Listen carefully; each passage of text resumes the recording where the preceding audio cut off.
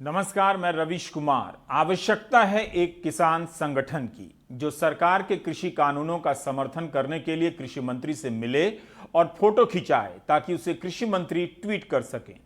आए दिन कृषि मंत्री किसान संगठनों से मुलाकात और कृषि कानूनों के समर्थन की तस्वीर ट्वीट करते रहते हैं। इन संगठनों और नेताओं की खोज खबर लेने से कई दिलचस्प जानकारियां सामने आ सकती हैं।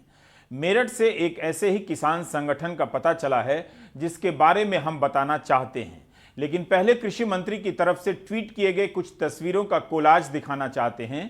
इन सभी में अपार समर्थन का दावा किया गया है। हर ट्वीट के नीचे हैशटैग लिखा होता है फार्मर्स विद मोदी। हिंदी के बीच अंग्रेजी की इलायची अच्छी लगती है। 14 दिसंबर का कृषि मंत्री का ट्वीट है। अखिल भारतीय किसान समन्वय समिति के पदाधिकारियों ने उनसे मुलाकात कर नए कृषि कानून के समर्थन में ज्ञापन दिया। समिति के अनुसार बिल पूरी तरह से किसानों के हित में है और इन्हें किसी भी कीमत पर वापस नहीं लिया जाना चाहिए।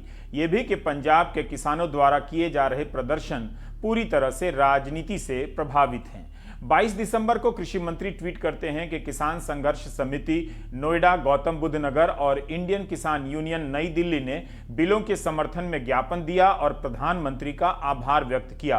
किसान मजदूर संगठन ब्रैकेट में कोष्टक में बागपत ने कृषि मंत्री से 24 दिसंबर को मुलाकात की और समर्थन में ज्ञापन दिया। कृषि मंत्री ने लिखा है कि संघ ने कहा है कि ये सभी बिल किसानों के हित में हैं और इन्हें वापस नहीं लिया जाना चाहिए। कृषि मंत्री अखिल भारतीय बंग परिषद से प्राप्त समर्थन पत्र की तस्वीर 28 दिसंबर 2020 को ट्वीट करते हैं। इसी दिन कृषि मंत्री 12 संगठनों का पत्र ट्वीट करते हैं। भारतीय कृषक समाज से प्राप्त समर्थन पत्र की कॉपी भी 28 दिसंबर को ट्वीट की गई है और इसी दिन राष्ट्रीय युवा वाहिनी से कृषि मंत्री को समर्थन पत्र मिलता है जिसे वे ट्वीट करते हैं। इसी तरह का एक ट्वीट कृषि मंत्री नरेंद्र सिंह तोमर 20 दिसंबर को करते हैं और बताते हैं कि हिंद मजदूर किसान समिति के सदस्यों ने मुलाकात की और कृषि कानूनों का समर्थन किया और वापस ना लेने की बात कही। इसके बाद हमने थोड़ी सी पड़ताल की। हिंद मजदूर किसान समिति क्या है? या कोई स्वतंत्र संगठन है जो किसानों से जुड़े मुद्दे के लिए काम करता है, या किसी संगठन की शाखा है जो मूल संगठन कुछ और करता है?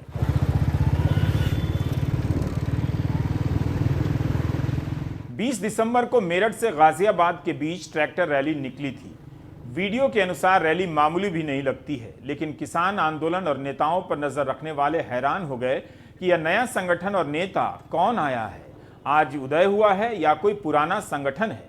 शाम को कृषि मंत्री ने एक ट्वीट भी किया कि हिंद मजदूर किसान समिति के सदस्यों ने उनसे मुलाकात की है, कानून का समर्थन किया है और वापस ना लेने की बात कही है। मुलाकात करने वालों में चंद्रमोहन भी थे जो सबसे आगे बैठे हैं और मास्क में हैं, सर पर मफलर लपेटे हुए हैं। हमारे सहयोगी सनूज शर्मा ने बताया कि हिंद मजदूर किसान समिति दिसंबर 2020 में पंजीकृत हुई है और मेरठ में रुड़की रोड पर A to Z कॉलोनी के सामने परबसा गांव में इसका दफ्तर है। बताइए, जो संगठन दिसंबर में पंजीकृत हुई हो वो कुछ दिनों के भीतर देश के कृषि मंत्री से मिल रहा है और समर्थन दे रहा है। किसानों के आंदोलनों पर नजर रखने वालों का तभी कहना था कि इस संगठन ने कभी खेती को लेकर आंदोलन तो किया नहीं, देखा सुना भी नहीं। चंद्रमोहन ने उस दिन प्रेस से बात की थी। हम स्पष्ट कहते हैं, पहले हमारे अंदर भी इस बिल के प्रति संदेह था, लेकिन परसों जब हमारे प्रधानमंत्री ने ये हम अपील की किसानों से, उन्होंने सारा संदेह दूर किया है। उन्होंने एक बात उनकी बड़ी अच्छी लगी हमें, तभी हम आज उन्हें समर्थन देने जा रहे हैं कि MSP जो न्यूनतम समर्थन मूल्य है, 6 महीने हो गए कानून को लागू हुए, पहले था, अभी भी चल रहा है और आगे भी रहेगा, स्पष्ट कहा। उन्होंने गारंटी दी जो भी भ्रम फैलाया जा रहा है वो झूठ है, वो गलत है। उन्होंने 130 करोड़ लोगों के सामने हम किसानों को उन्होंने गारंटी दी है कि जो भी भ्रम फैलाया जा रहा है वो गलत है। प्रधानमंत्री, हमारे देश के प्रधानमंत्री कह रहे हैं, गारंटी ले रहे हैं, 130 करोड़ लोगों के सामने गारंटी दे रहे हैं, तो हम उनको समर्थन दे रहे हैं। अब हम अपने प्रधानमंत्री पे विश्वास ना करें तो किस पे करें? तो 20 दिसंबर को कृषि मंत्री से मुलाकात होती है और यह संस्था किसान समिति के रूप में पंजीकृत होती है दिसंबर 2020 में। मुलाकात के लिए पंजीकरण कराया गया। या मुलाकात के बाद याद आने पर पंजीकरण कराया गया? यह देखने के लिए हमारे सहयोगी सनूज शर्मा परबासा गांव पहुंच गए। हिंद मजदूर किसान समिति का दफ्तर बना है। ऊपर के कमरे में दफ्तर है। हाल ही में बना लगता है, क्योंकि संस्था बनी ही है दिसंबर 2020 में। उसी महीने सीधे कृषि मंत्री से मिलने का सौभाग्य प्राप्त हो जाए तो इसे रिकॉर्ड कहा जाना चाहिए। जिलाध्यक्ष महेंद्र सिंह का घर है। पोस्टर एक ही है, कृषि कानूनों के समर्थन का। इसके अलावा यहां कोई पोस्टर नहीं है। इस पोस्टर पर चंद्रमोहन की तस्वीर है। उन्हें प्रेरणा स्रोत बताया गया है। लगता है इसी पोस्टर से हिंद मजदूर किसान समिति की राजनीति, कार्यालय, सब कुछ लॉन्च हुआ है। अपने एक समिति के तौर पे ही काम कर रहे थे, लेकिन वो रजिस्टर्ड नहीं थी। अब जब ये किसान आंदोलन शुरू हुआ और किसानों की समस्याओं का इन्होंने कोई हल नहीं किया और हमें दिखाई दिया भाई किसानों का अहित हो रहा है, तब हमें ये अभी दिसंबर 2020 में हमने इस समिति को अपना रजिस्टर कराया और हमने इस बिल के समर्थन में प्रधान कृषि मंत्री जी को एक ज्ञापन भी सौंपा है। तो वो ज्ञापन उन्हें दिया गया कि ये संशोधन आप कीजिए। एग्जाम्पल के तौर पर फसल जो है टाइम से ही अगर खरीद ली जाती है, वो जैसे गन्ना है अभी, तो गन्ना मान लो खेत में खड़ा हुआ है, कई बार मिल में नहीं डल पाता है या उसकी व्यवस्था नहीं हो पाती है। अगर टाइम से सरकार खरीदने की व्यवस्था करा दे तो आगे की फसल जो गेहूँ बोना है वो टाइम से बो सकता है उसमें। प्लस ट्रैक्टर का जो था कि भाई ट्रैक्टर जो है 10 साल के बाद में जो कानून है, क्योंकि इतने टाइम के बाद में ये ट्रैक्टर वहाँ पर नहीं चलना चाहिए, वो उन्होंने कृषि मंत्री जी ने उस चीज़ के बारे में बताया कि ये कानूनी इसमें पेच है और इसमें हम सुप्रीम कोर्ट में हम लोग भी अपनी तरफ से प्रयास करेंगे कि इसको जो है कानून को वापस लिया जाए। हमने चंद्रमोहन जी को फोन करने का बहुत प्रयास किया। उनकी व्यस्तता को हम समझते हैं, लेकिन हिंद मजदूर किसान समिति की तरफ से कृषि मंत्री से मिलने गए चंद्रमोहन हैं कौन, यह पता करने पर हम पहुंचते हैं एक फेसबुक पेज पर जिसका नाम है जनेऊ क्रांति। दिल्ली के बगल में जनेऊ क्रांति चल रही है और किसी को पता नहीं है। फेसबुक पेज पर 2,40,000 फॉलोअर हैं। चंद्रमोहन खुद को क्रांति गुरु कहते हैं और एक आश्रम की जानकारी मिलती है जिसका नाम है श्री परमधाम, जो मेरठ के दौराला में है। चंद्रमोहन नशा मुक्ति अभियान चलाते हैं, रक्तदान शिविरों का आयोजन करते हैं, कई प्रकार के सामाजिक कार्य करते हैं। मीडिया रिपोर्ट में कुछ मुकदमों का भी जिक्र है जो अभी महत्वपूर्ण नहीं है। खास बात यह है कि जिस चंद्रमोहन से मुलाकात के बाद कृषि मंत्री ने झट से फोटो ट्वीट कर दिया, उस चंद्रमोहन ने ऐसी कोई तस्वीर ना तो पोस्ट की ना ट्वीट किया। काफी कॉन्फिडेंट मालूम पड़े। इंस्टाग्राम पर भी उनका अकाउंट है, वहां भी पोस्ट नहीं किया कि देश के कृषि मंत्री से मुलाकात करा रहे हैं, कृषि कानून का समर्थन करने गए थे। Super confident and I like it. जनेऊ क्रांति पेज पर यह पोस्टर 18 सितंबर 2020 को पोस्ट किया गया है, तब भी आंदोलन चल ही रहा था। इसके नीचे क्रांति गुरु लिखा है और श्री परमधाम का पता है। ऊपर की पंक्ति को ध्यान से पढ़िए। लिखते हैं कि इन 3 गारंटी बिलों से ही किसान मजबूत होगा। क्या तीनों कानूनों में ऐसी किसी चीज की गारंटी दी गई है जो चंद्रमोहन इसे गारंटी बिल कह रहे हैं? वैसे यह तो कानून बन चुका है। समय पर उचित मूल्य की गारंटी की बात कहां लिखी है कानून में? लेकिन चंद्रमोहन इस कानून का समर्थन करते हैं। कहीं चंद्रमोहन यह तो नहीं समझ रहे हैं कि कानून में सरकार ने उचित मूल्य की गारंटी दे दी है जिसकी मांग किसान आंदोलन की तरफ से किया जा रहा है। लेकिन इस दूसरे पोस्टर में चंद्रमोहन तो कुछ और कह रहे हैं। कह रहे हैं कि मैं संशोधन के साथ किसान बिल का समर्थन करता हूं क्योंकि मैं भी एक किसान हूं। फिर नीचे यह भी लिखते हैं कि आंदोलन की आड़ में हिंदू और हिंदुस्तान का अपमान करने वालों का मैं विरोध करता हूं। इस पोस्टर में चंद्रमोहन और भी साफ तरीके से कहते हैं कि किसी भी आंदोलन में अगर थोड़ा भी हिंदू या हिंदुस्तान के खिलाफ माहौल बनता है तो वो आंदोलन कभी किसी के हित में नहीं होगा। तो खुद को जनेऊ क्रांति कहने वाले चंद्रमोहन के विचारों में कई तरह के अंतर्विरोध देखे जा सकते हैं। उनसे बात करने पर ही समझा जा सकता था कि किसान आंदोलन हिंदू और हिंदुस्तान का अपमान कैसे हो गया, जबकि उस आंदोलन में ना तो ऐसी कोई बात है ना उसके नेताओं ने ऐसी कोई बात कही है। लेकिन आप समझ तो सकते हैं कि कृषि कानूनों के समर्थन के लिए जुटान कहां से हो रहा है। क्या आसपास या दूर दराज से ऐसे संगठन या संगठन से लगने वाले संगठनों को खुजवाया जा रहा है? चलो दिल्ली और मिलकर समर्थन दो ताकि फोटो ट्वीट हो सके। चंद्रमोहन का एक यूट्यूब चैनल भी है जिसमें वे इस तरह की बातें करते हैं जैसे मक्का में गैर मुस्लिम या काफिरों का प्रवेश निषेध है, वैसे ही हिंदुस्तान के मंदिरों में गैर हिंदू का प्रवेश निषेध हो। लेकिन दूसरी तरफ चंद्रमोहन जाति व्यवस्था के नाश की भी बात करते हैं, दलितों के खिलाफ अत्याचार को लेकर बोलते हैं और लास्ट में यानी अंत में हिंदू राष्ट्र पर आ ही जाते हैं। फेसबुक पेज पर क्रांतिकारियों को उनकी जयंती और पुण्यतिथि पर नमन करते हैं। जब से कृषि मंत्री से मिलकर आए हैं, कृषि कानून को लेकर फेसबुक पर पोस्ट नहीं किया है। लगता है आंदोलन की गतिविधियों पर ज्यादा ध्यान नहीं दे पा रहे हैं। टाइम भी सबके पास कहां है। अगर कृषि मंत्री से मिलकर समर्थन करने वाले संगठन की पड़ताल होती तो आज भारत को चंद्रमोहन जैसे कई नए क्रांतिकारी मिल जाते, जनेऊ क्रांति करने वाले क्रांतिकारी। वैसे आपको इस प्रसंग से इतना तो पता चला ही है कि सरकार चाहे तो किसी से भी अपना समर्थन करवा सकती है। एनडीटीवी 24/7 पर श्रीनिवासन जैन ने अपने कार्यक्रम में दिखाया है कि समर्थन करने वाले 10 संगठनों में से 3 संगठनों का संबंध बीजेपी से है, बाकियों का भी संबंध किसी और तरीके से है। जैसे अखिल भारतीय बंग परिषद को लीजिए, 2 साल पुरानी यह संस्था बंगाल की है। इसके अध्यक्ष अरुण मुखर्जी हैं।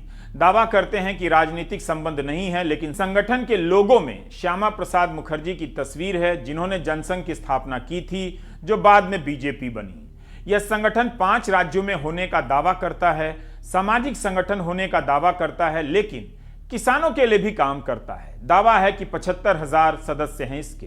भारतीय कृषक समाज 14 साल पुराना है और दिल्ली का है। इसके अध्यक्ष कृष्णबीर चौधरी हैं, जो नेफेड के पूर्व निदेशक रह चुके हैं।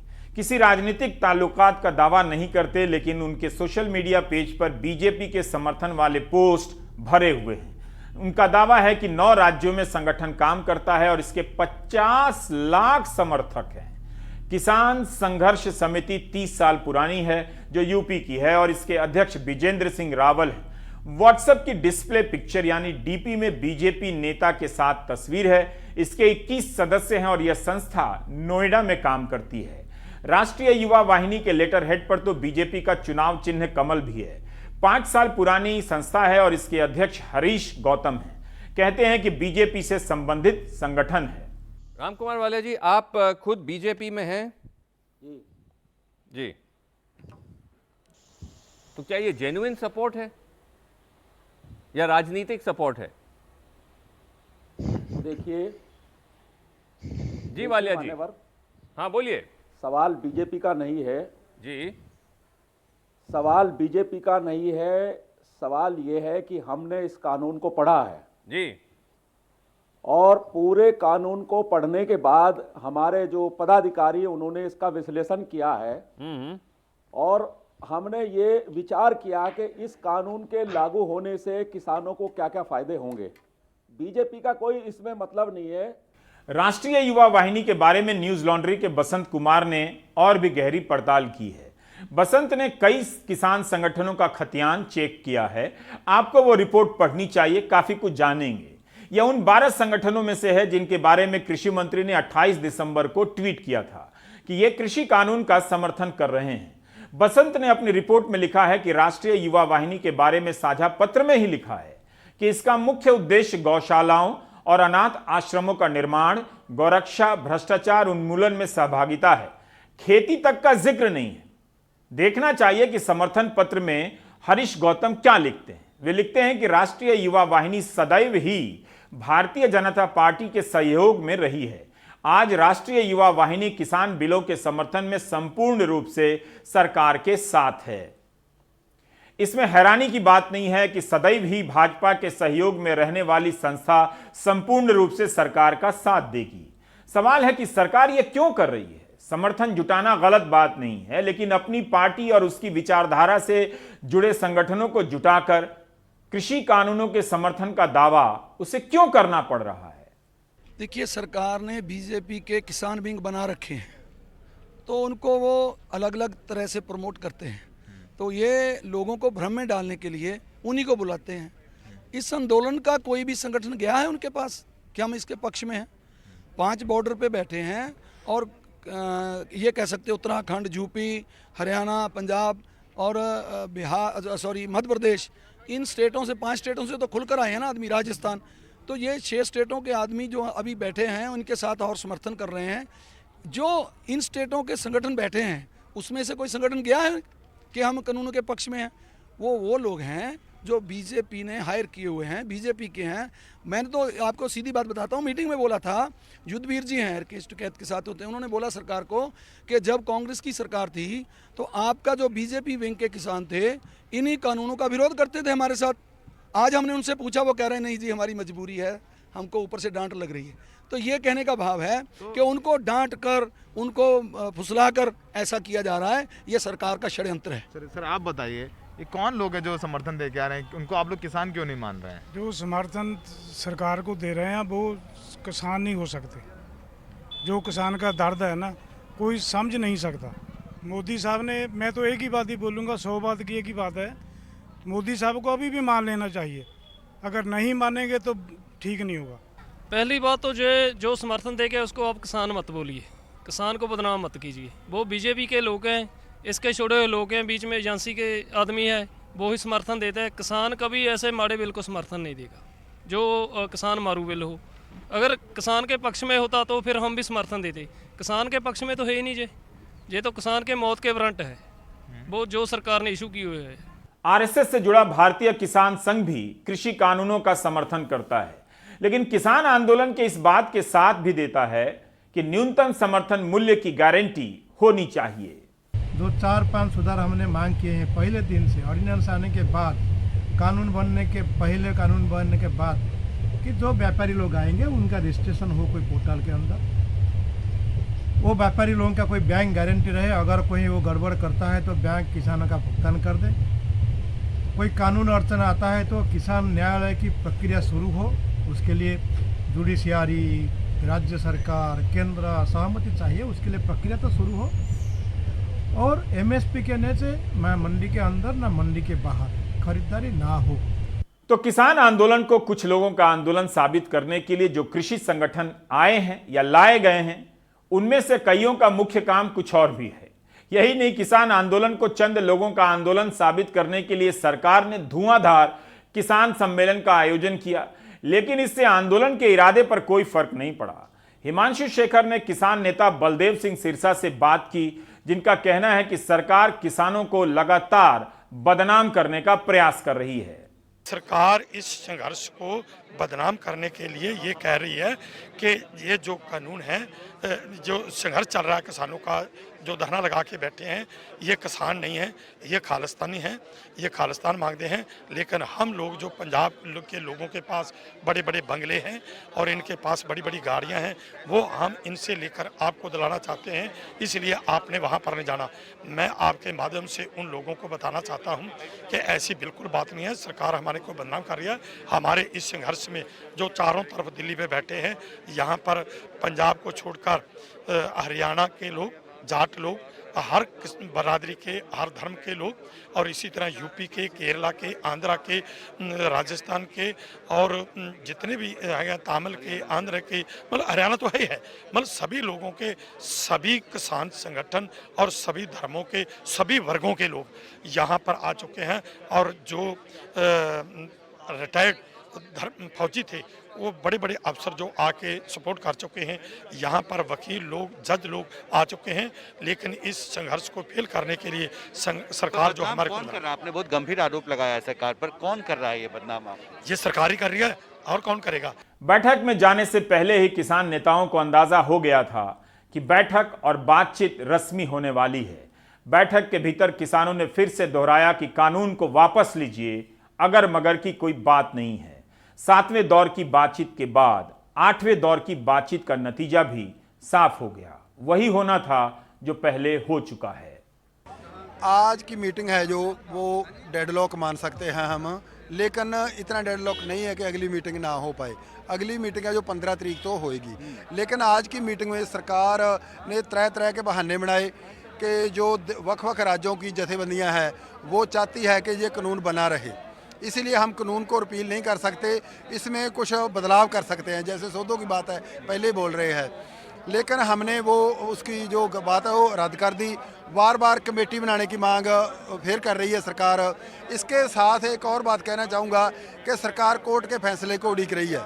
11 तारीख को क्या होगा वो हमें सजेस्ट कर रही है कि आपको पार्टी बनना चाहिए टेढ़े मेढ़े तरीके से। जुडिशल के मामले में भी ये महत्वपूर्ण दिन हो सकता है, लेकिन अब महत्वपूर्ण तो हमारे लिए तब बनेगा अगर हमारे पक्ष में फैसला आएगा।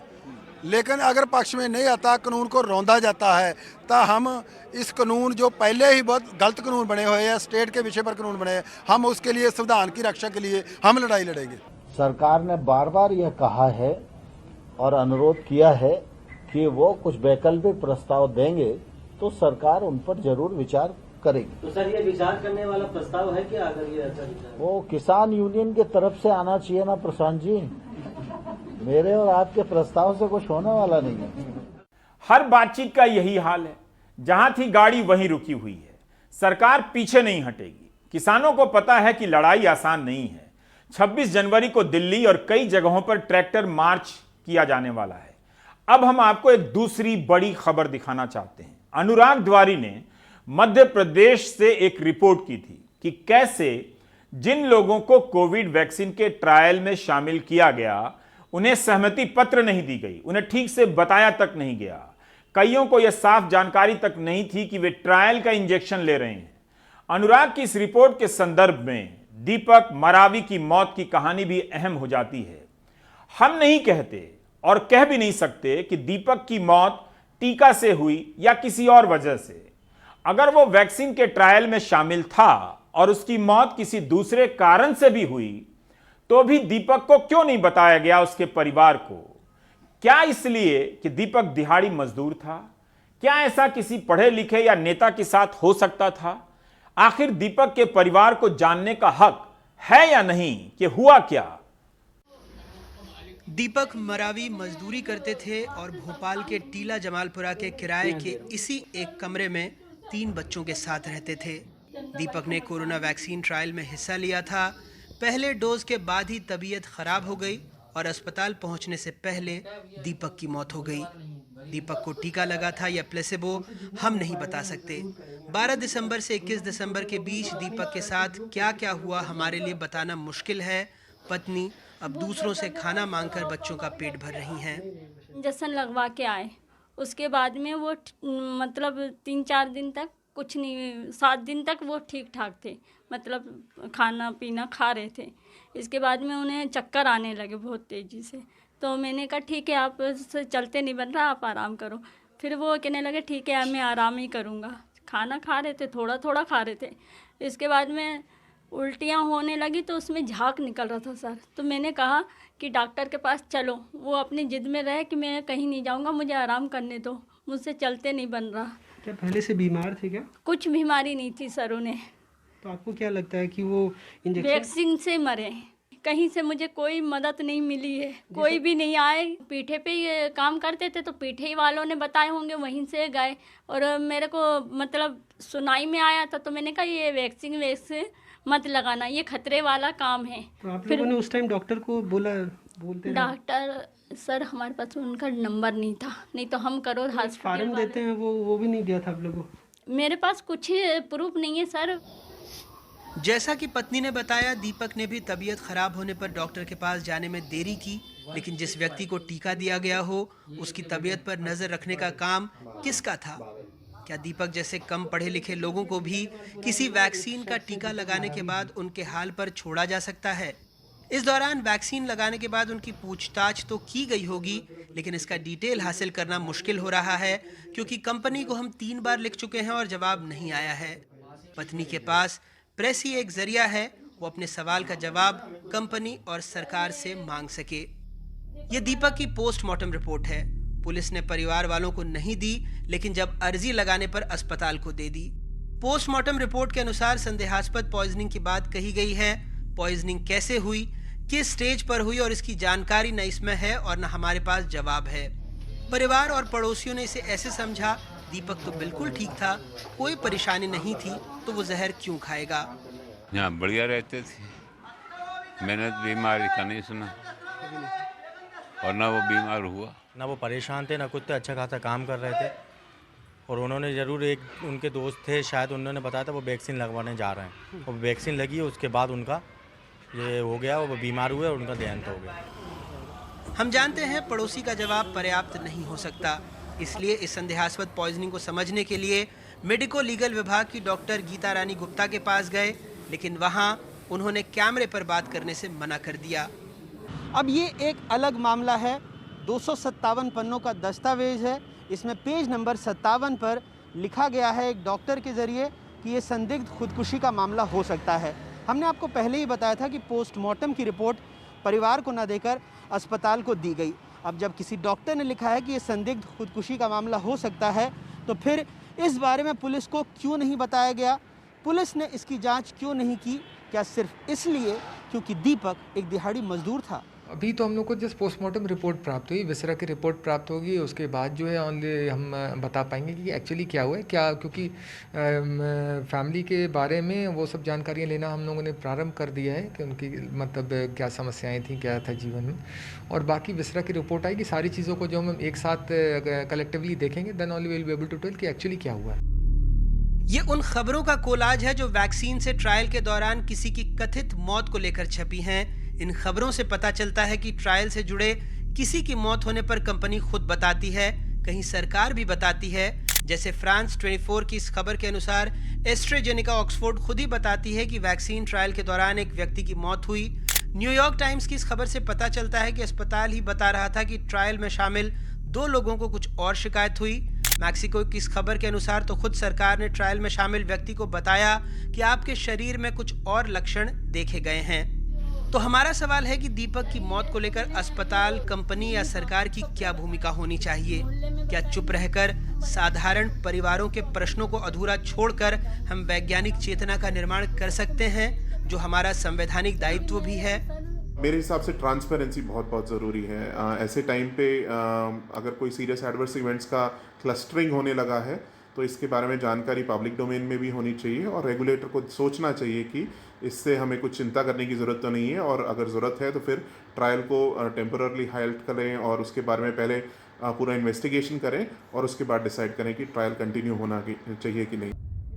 4 जनवरी की रिपोर्ट में आप एक अन्य तरह की गंभीर लापरवाही देख चुके हैं, जब एनडीटीवी यूनियन कार्बाइड के आसपास टिम्बर फैक्ट्री, शंकर नगर, ओडिया नगर जैसे इलाकों में गया और कई लोगों से बात करने पर पता चला कि उन्हें पता ही नहीं था कि वो वैक्सीन के मानव परीक्षण में हिस्सा थे। उन्हें केवल ये बताया गया था कि इंजेक्शन कोरोना वायरस से संक्रमित होने से बचाएगा। यहाँ तक कि कईयों को सूचित सहमति यानी इन्फॉर्म्ड कंसेंट का पेपर भी नहीं दिया गया, जो अनिवार्य रूप से दिया जाना चाहिए था। कुछ नहीं बोला, बस उन्हें तो टीका ही लगा दिया और जय कह रहे थे। क्या बोल के ले गए थे यहाँ से? अरे कहने लगे कोरोना की टीका लग रहे हैं, भाई अच्छे हैं, जिसको लगवाने तो लगवा लो। तो हम और गाड़ी में बैठ के चले गए। ये नहीं बताया था कि कोरोना का टीका नहीं है, अभी इसका प्रयोग हो रहा है, ये सब कुछ नहीं बताया? नहीं। ये बोला कि आपके शरीर पे इसका खराब असर भी हो सकता है, अच्छा असर नहीं।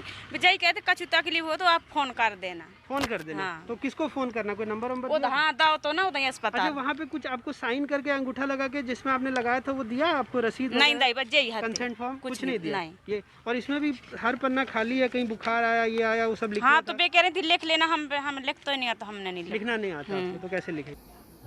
आरा मिल में काम करने वाले जितेंद्र नरवारिया ने कहा था कि जब से वैक्सीन लगवाया बीमार पड़ गए, अस्पताल ने सुध नहीं ली, काम नहीं कर पा रहे हैं, पछता रहे हैं कि अस्पताल गए ही क्यों। यही प्रयोग किया था कि वहाँ पर जाके बस खून चेक हो रहा है और कहने लगा कि वहाँ जाके 750 रुपये मिल जाएंगे, ज़्यादा कुछ ही नहीं है। अब वहाँ जाके गए तो डॉक्टर कहते हैं कि आपके ये टीका इसलिए लगाया जा रहा है कि आपको कोई खराबी हो खून में या ये वो हो तो ये सब ख़त्म हो जाएगा। तो मैंने कहा सर इससे कोई वो तो नहीं होगा? तो वो कह रहे नहीं आपको कुछ नहीं होगा, आप सही रहोगे बस। मगर जब से आया टीका लगा के तो तबीयत ख़राब है, जब से उल्टी और खांसी, सर्दी और भूख नहीं लग रही है सर, जब से ही पड़ा हूँ मैं घर में। कोई आपका मैं देख रहा हूँ एक्सरे रिपोर्ट भी है, 14 तारीख को आप फिर अस्पताल गए थे, उसकी रिपोर्ट भी है जी। तो डॉक्टर लोग आपको वहाँ के देख रहे हैं, भर्ती क्यों नहीं किया फिर वहाँ पे जिस अस्पताल में आपने टीका लगवाया था? सर वो मुझे देख के इग्नोर कर रहे थे सर, कभी इधर भगा रहे हैं, कभी उधर भगा रहे हैं। अब मैं गरीब आदमी, 400 450 रुपये का कहाँ से मैं ये चेकअप करवा पाता। मध्य प्रदेश में ड्रग ट्रायल का इतिहास खौफनाक रहा है। साल 2010 में ड्रग ट्रायल के दौरान कई लोग गंभीर रूप से बीमार पड़े। अकेले इंदौर में ही दर्जनों लोगों की मौत हो गई, जिसके बाद मध्य प्रदेश सरकार ने ड्रग ट्रायल पर रोक लगा दी थी। ऐसे में सवाल ये उठता है कि इसके बाद इस बार मध्य प्रदेश में किसने ड्रग ट्रायल की इजाज़त दी और क्या एथिक्स कमेटी की जवाबदेही नहीं है कि वो रिसर्च सब्जेक्ट के हितों की रक्षा करे। भोपाल से कैमरा पर्सन रिजवान खान के साथ अनुराग द्वारी, एनडीटीवी इंडिया। कायदा तो यही होना चाहिए और यही दुनिया भर में होता है कि ट्रायल के समय जो वॉलंटियर आता है उसकी लगातार निगरानी की जाती है, हर तरह के बदलाव को दर्ज किया जाता है। क्या दीपक के केस में ऐसा किया गया? तब भी किया जाना चाहिए था जब ट्रायल से संबंधित कुछ ना हो, यानी दूसरे कारण से उसकी तबीयत खराब हुई हो। वॉलंटियर का विश्वास बने, इसके लिए पारदर्शिता बहुत जरूरी है। लगातार बताया जाना चाहिए कि अब क्या हो रहा है, ऐसा क्यों हुआ, क्या दीपक के साथ इस तरह की चीजें की गईं। ब्रेक के बाद हम यूपी चलेंगे, जहां पता ही नहीं चलता है कि भीड़ आ रही है कि पुलिस आ रही है। सिंपल सवाल भी डिफिकल्ट हो गया है।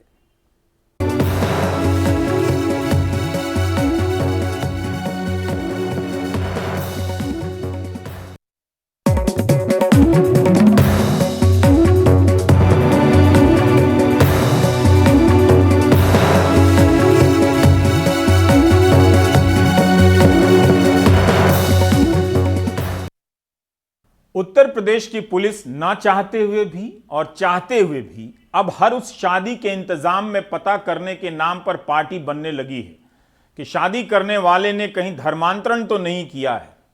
शादी करने वालों को कुछ मिठाइयां पुलिस और भीड़ के लिए भी रखनी चाहिए। जब से धर्मांतरण का कानून बना है, अजीब अजीब तरह की खबरें आने लगी। कहीं ऐसे जोड़ों की आशंका में भीड़ पीछा कर रही है तो कहीं पुलिस पीछा कर रही है। कोई पिज्जा खाने गया तो जेल, कोई जन्मदिन से लौट रहा है तो जेल। बिजनौर की यह रिपोर्ट देख सकते हैं। कहीं ऐसा ना हो जाए कि इस कानून के भय से हिंदू मुसलमान साथ साथ चलना बंद कर दें। धर्मांतरण के नाम पर कब भीड़ टूट पड़े और कब पुलिस आ जाए, ये जोखिम कोई नहीं लेना चाहेगा। यकीनन आप ऐसा हिंदुस्तान चाहते होंगे और अब जब मिल गया है तो देख भी लीजिए। 18 साल के साकिब को लड़की के साथ देख गांव वालों ने कुछ यूं पीटा। ये एक पितृसत्तात्मक समाज की हिंसक मॉरल पुलिसिंग है। न लड़की को जानते हैं न लड़के को, लेकिन उन्हें साथ देख इनका खून इतना खौला कि बच्चे को पीट पीट कर बेहाल कर दिया। गांव वालों ने उसे पुलिस को दे दिया। पुलिस ने बाद में उसे लव जिहाद का आरोपी बताकर जेल भेज दिया। अब साकिब पर पुलिस ने दलित एक्ट और धर्मांतरण विरोधी कानून में मुकदमा किया है। 24 दिन से वो जेल में बंद है, आज भी बेल नहीं हो सकी। उसमें कोर्ट में केसदारी नहीं आई है हमें और लोगों से बताया जा रहा है पुलिस के द्वारा कि केस चार्जशीट फाइल कर दी गई है, लेकिन चार्जशीट कोर्ट में फाइल नहीं हुई है और नेक्स्ट हियरिंग के लिए 15 जनवरी इसमें फिक्स की गई है। लड़की कहती है कि वो अपने एक रिश्तेदार के यहाँ बर्थडे में गई थी। वहाँ उसके स्कूल में पढ़ा साकिब भी था। रात में देर हो गई तो वो उसके साथ घर आ रही थी। कुछ नहीं, बस बर्थडे पार्टी से यही 11:30 बजे 12 बजे करीब हम घर को गए तो वहाँ से कुछ लोगों ने चोर समझ के पकड़ा। और उसके बाद पुलिस को बुलाया, उन्होंने मारा।